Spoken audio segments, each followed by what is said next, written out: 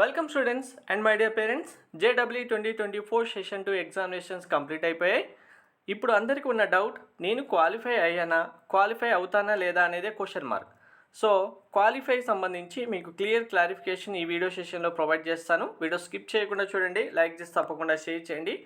Qualify అనగానే చాలామంది confuse అయ్యే విషయం ఒకటి ఉంది, ఇది క్లారిటీగా వినండి. ఫస్ట్, మీరు క్వాలిఫై అవుతాలి అంటే కావాల్సిన పర్సంటేజ్ ఇప్పుడు నేను వీడియో సెషన్లో మెన్షన్ చేస్తాను. ఈ క్వాలిఫై పర్సంటేజ్ అనేది ఓన్లీ మీరు జేఈ అడ్వాన్స్డ్ ఎగ్జామినేషన్ రాయడానికి ఎలిజిబుల్ అవుతారా లేదా అనే డిసైడ్ చేసే క్రైటీరియా మాత్రమే.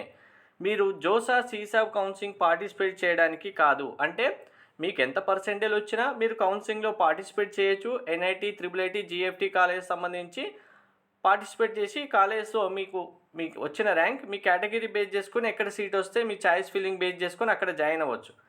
లేదు, మీరు అడ్వాన్స్డ్ ఎగ్జామినేషన్ రాయడానికి క్వాలిఫై అయ్యారంటే కనుక ఇప్పుడు చెప్తున్న పర్సంటేజ్ కంటే ఎక్కువ వస్తే కనుక అడ్వాన్స్డ్ క్వాలిఫై అవుతారు.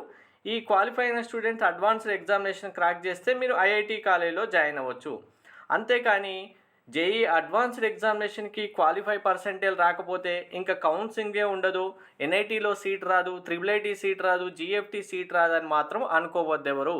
అది మీ పర్సంటేజ్, మీ ర్యాంక్, మీ కేటగిరీ బేస్ చేసుకొని కౌన్సిలింగ్లో పార్టిసిపేట్ చేస్తే మీకు సీట్ రావడానికి ఛాన్సెస్ ఉంటాయి. అది క్వాలిఫై పర్సంటేజ్ కన్నా తక్కువనా కూడా. కాబట్టి ఎవరు కన్ఫ్యూజ్ అవ్వద్దు.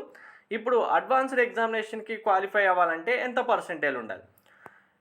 ఇండివిజువల్ కేటగిరీ వైజ్గా చూస్తే open category 91 to 92.5%, EWS 76 to 78, OBC 74 to 77, SC 52 to 54, ST 38 to 40% మీరు క్రాస్ చేయగలిగితే జేఈ అడ్వాన్స్డ్ ఎగ్జామినేషన్ క్వాలిఫై అవుతారు.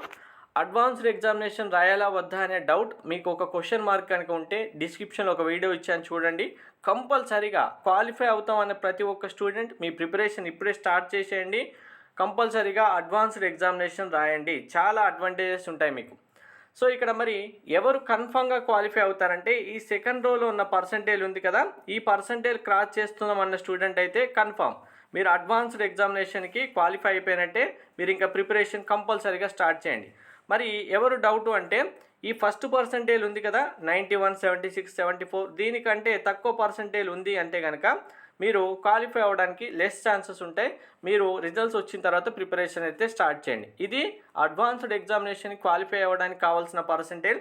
ఈ పర్సంటేజ్తో మీకు ఎటువంటి సంబంధం లేకుండా ఎన్ఐటి, ట్రిపుల్ ఐటీ, టీజెఫ్టీ కాలేజ్ సంబంధించి కౌన్సిలింగ్లో అయితే పార్టిసిపేట్ చేయొచ్చు జోసా సీసాబ్లో.